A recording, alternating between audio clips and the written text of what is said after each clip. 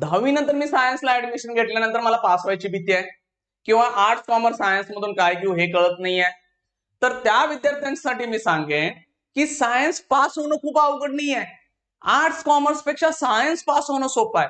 जर तुम्हाला समजतच नाहीये काय करावं, तर मी म्हणेन थोडस सायन्सचा विचार करा. का सांगतो, परत 12वी नंतर तुमच्याकडे चान्स आहे.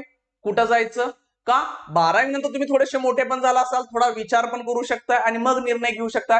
12वी नंतर आर्ट्सला चला, कॉमर्सला चला, कुठेही चला.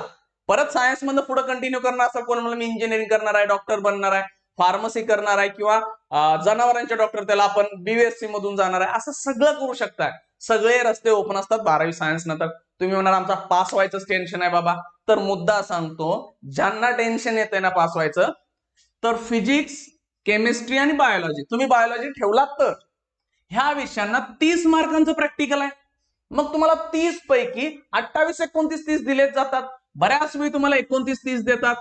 मग तुम्हाला पास होण्यासाठी 5 किंवा 6 मार्क्स पाहिजेत ना 70 पैकी. पेपर 70 मार्काचा तर नसतोच, 98, 98 मार्क्सचा असतो.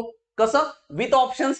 म्हणजे एक्झाम्पल सांगतो, 12 मधून 8 क्वेश्चन सोडवा, म्हणजे ते पण ऑप्शन पकडायला पाहिजे ना. म्हणजे 98 मधून तुम्हाला 5 मार्क्स पडणार नाहीत का? मग तुम्ही इतका पण अभ्यास करणार नाहीये का? इंग्लिशची भीती नाही हो, तिथं ऑब्जेक्टिव्हच 15-20 मार्कांचे आहेत. सगळ्याला बी बी बी बी ठोकला, सी सी सी ठोकला तरी 3-4 पडून जातात. आणि ग्रेस मार्काचा कन्सेप्ट पण असतो, त्यामुळे पास होणं लय मोठा प्रॉब्लेम नाही. मी कुणासाठी सांगतोय, जी अभ्यासच करणार आहेत, पास व्हायचं टेन्शन आहे, ह्यांच्यासाठी सांगतोय. हुशार मुलं तर ऑब्व्हियसली करतातच अभ्यास. राहिले विषय मराठी, आयटी, जिओग्राफी आणि मॅथमॅटिक्स. इथं 20 मार्कांचं आहे. 20 पैकी 18, 19, 20 दिलेच जातात. तुम्ही म्हणणार मग इथं 15 पाडायला पाहिजेत पासिंग व्हायला. अहो हे विषय मग आर्ट्स कॉमर्सला पण आहेतच ना. मॅथमॅटिक्सचा एक प्रश्न सोडा, मॅथमॅटिक्स थोडंसं करावं लागेल, पण मॅथ्स मध्ये पण सोपे चॅप्टर खूप आहेत. हे मराठी, जिओग्राफी हे सगळ्या ब्रँचला आहेतच की, आर्ट्स कॉमर्स सायन्स कुठे गेला मग ह्याचा संबंधच नाही. प्लस ह्याच्यामध्ये ग्रेस मार्क कन्सेप्ट असतो. ग्रेस मार्क म्हणजे काय, तुम्ही काही विषयांमध्ये पास झाला, म्हणजे हे 6 मधल्या 3 विषयांना पास झाला ना, उरलेल्या 3 विषयांना ग्रेस मार्क 15 टोटल मिळतात.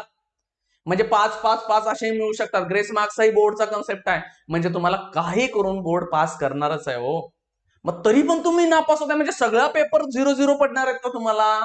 मग तुम्ही कुठेही गेला, कॉमर्सला गेला, आर्ट्सला गेला, सायन्सला, थोडीच पास होणार आहे. सगळीकडे जर पेपर कोरास टाकणार आहे, तर सायन्स पास होणं अवघड नाही, आर्ट्स कॉमर्स पेक्षा सोपं आहे.